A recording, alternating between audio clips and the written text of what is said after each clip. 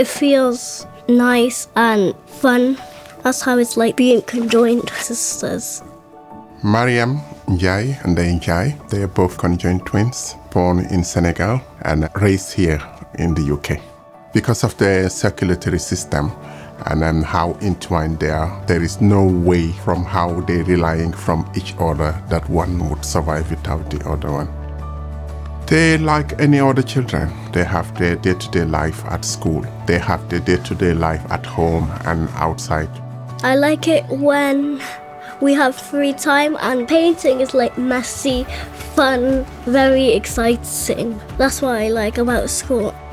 They both showed so much resilience. Anything in society is not really designed for them. Every day is a big achievement. They deserve to be celebrated and to inspire.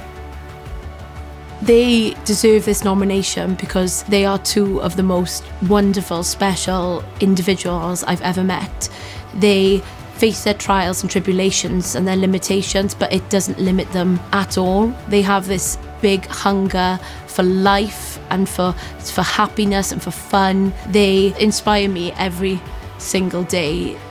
I love my sister.